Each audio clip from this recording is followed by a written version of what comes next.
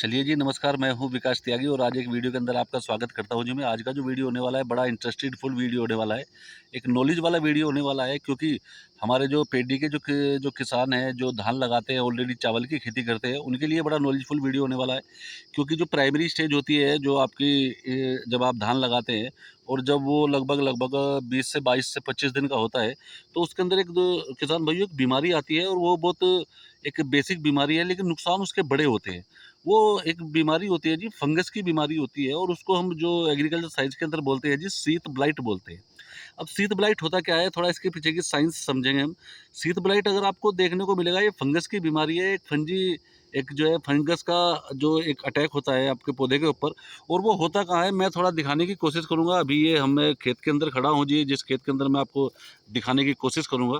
तो जो आपका जो खेत होता है उसके बारे में मैं आपको दिखाता हूँ जी, लाइव आपको दिखा रहा हूँ। यहाँ पर जो आपका जो ये जो तना है, जो नीचे से तना है, जो ऐसा आपका धान है और इसमें पानी खड़ा है, और जो ये आपका नीचे से तना है, लगभग ज़मीन से 1 से 1.5 इंच की ऊंचाई पर आपको है ना ब्लैक स्पॉट मिलेंगे। आपको ब्लैक स्पॉट मिलेंगे धान के आपके। जो भी आपका मेढ़ा है, मेढ़े को आप खोल के देखेंगे तो आपको है ना ब्लैक स्पॉट मिलेंगे। तो वो ब्लैक स्पॉट होते क्या है, वो ब्लैक स्पॉट ही वो शीत ब्लाइट बोलते हैं उसको।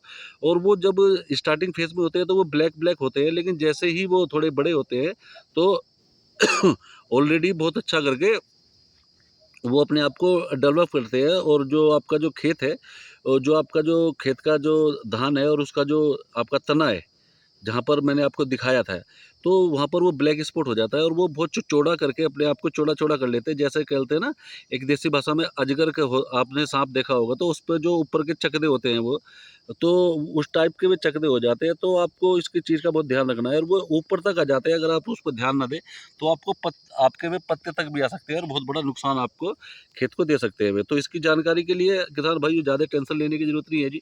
इसकी जानकारी मैं आपको सिंपल शब्दों में देना चाहता हूँ और उसका निवारण भी मैं आपको बता रहा हूँ। तो आप अगर आपके खेत में अगर ये प्रॉब्लम है, आप ध्यान देते रहिए उस चीज़ को।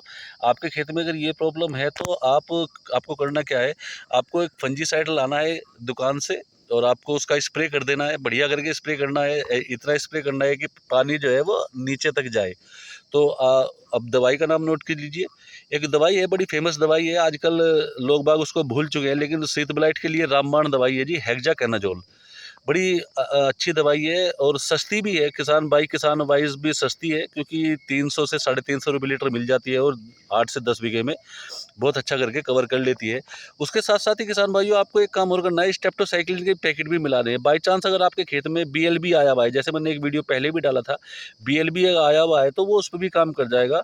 और आपका शीत ब्लाइट है, वो जो हेक्साकोनाज़ोल है, वो उस पे भी काम कर जाएगा। तो ये 2 दवाई आप खेत में आप दुकान से लेके आइए और अपने खेत के अंदर लगाइए, तो आपको बीएलबी से और आपका शीत ब्लाइट से आपको बहुत अच्छा फ़ायदा मिलेगा। आपका जो शीत ब्लाइट है वो वहाँ का वहीं खत्म हो जाएगा और आपका पौधा ग्रो कर जाएगा। वरना अगर शीत ब्लाइट की एक बार पौधा चपेट में आ गया तो वो पूरा पौधा काला हो जाएगा, उसकी पत्ती भी काली हो जाती है, तो इससे बड़ा नुकसान हो जाता है किसान भाइयों। तो आप इस चीज़ को हमेशा ध्यान रखें, शीत ब्लाइट का ध्यान रखें। पौधे को जो आपका धान का पौधा है, जो आपका वो है, उसे आप खोल-खोल के बीच में से देखते रहिए। जो मेढ़ा है उसको बीच-बीच में देखते रहिए, कभी काला-काला दिखे तो आपको तुरंत शीत ब्लाइट देखना है और उसकी स्प्रे करनी है। और उसके साथ-साथ में अगर बाई चांस खेत के अंदर कुछ सुंडी वगैरह का भी अटैक है, तो आप कोई सा भी एक कीटनाशक मिला के और आप उसके स्प्रे कर सकते हैं, तो बहुत अच्छे रिजल्ट आपको मिलते हैं जी उसके। और इसके साथ-साथ ही आप बिल्कुल ध्यान रखिए अपनी धान की के फसल का, क्योंकि प्राइमरी स्टेज के अंदर ही, सेकेंडरी स्टेज के अंदर ही रोग आते हैं बहुत ज़्यादा, और हम अगर वहाँ कवर कर लेते तो बहुत अच्छा हो जाएगा। तो उम्मीद करता हूँ मेरे द्वारा दी गई जानकारी आपको अच्छी लगी होगी। अच्छी लगती है तो चैनल को सब्सक्राइब कीजिए, लाइक कीजिए, शेयर कीजिए। और मिलते हैं जी एक नई वीडियो के साथ में। बहुत-बहुत धन्यवाद जी।